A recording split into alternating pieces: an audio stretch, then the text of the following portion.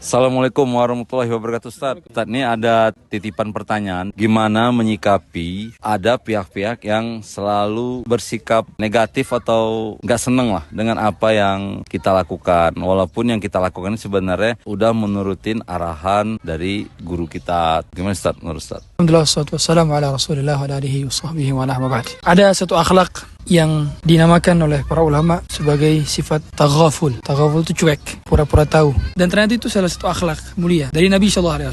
Jadi beliau punya sifat taghaful. Artinya tidak terlalu baper, tidak terlalu ngambil perasaan atas apa yang orang katakan kepada kita. Selama kita sudah berbuat kebenaran, selama memang ini kita berjalan sesuai dengan aturan yang Allah dan Rasulnya gariskan, dan selama telah dipandu oleh guru-guru kita yang benar, maka apapun kata orang, ini moving forward, going ahead. Jadi nggak usah terlalu pikirkan. Bahkan kata Imam Ahmad itu 9 dari 10 akhlak mulia itu datang dari taghaful. Dan orang taghaful itu mudah bahagia, karena dia nggak terlalu menempatkan perkataan orang dalam space hatinya. Hati kita itu kan terbatas space-nya. Maka kalau kita taruh perkataan orang yang buruk dalam hati kita, akan membuat hidup kita tidak nyaman, dan akhirnya aktivitas tidak maksimal, nggak produktif. Makanya kita tahu bahwa perkataan orang itu tidak akan ada habisnya. Apa yang orang lain katakan tidak bisa kita kontrol. Yang bisa kita kontrol adalah bagaimana sikap kita kepada orang. Tapi sikap orang kepada kita nggak bisa kita kontrol. Makanya Nabi SAW mendapatkan cacian, hinaan. Beliau mendapatkan gelar sahir, kadzib, mashhur. Beliau mendapatkan gelar pendongeng, bohong, pendusta. Tapi beliau nggak ambil pusing. Ya sudah, biarkan. Karena lisan orang hanya terbatas lisan. Tidak melukai kita.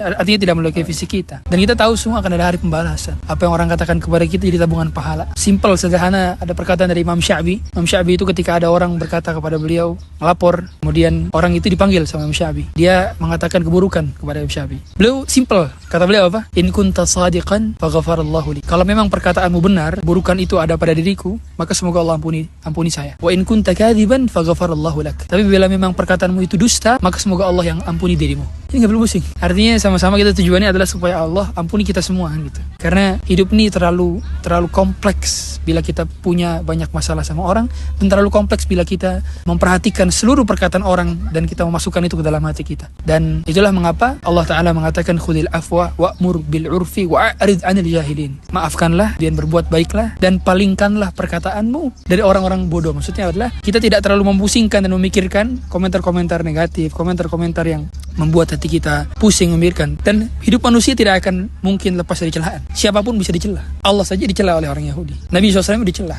Apalagi kita yang penuh kesalahan. Nabi SAW maksum, nggak pernah lakukan kesalahan. Apalagi kita. Maka sebuah sunnatullah bahwa tidak ada yang dapat terbebas dari celaan lisannya manusia selama masih hidup di dunia. Makanya mengapa salah satu tempat, satu-satunya tempat yang tidak ada celaan lagi, tidak ada perkataan yang nyakitin lagi, hanyalah di surga. Allah Ta'ala mengatakan la yasma'una fiha laghwan wala ta'thima illa qilan salaman salam.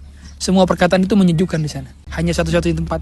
Kenapa di dunia ada perkataan celaan orang? Jawabannya supaya kita rindu surga, supaya kita rindu kampung halaman. Karena hanya di sana saja tidak ada terdapat celaan, hinaan, luka dan perasaan yang tidak terlalu berpengaruh. Demikian mungkin. Sallallahu Nabi Muhammadin wa alihi wa sahbihi wasallam.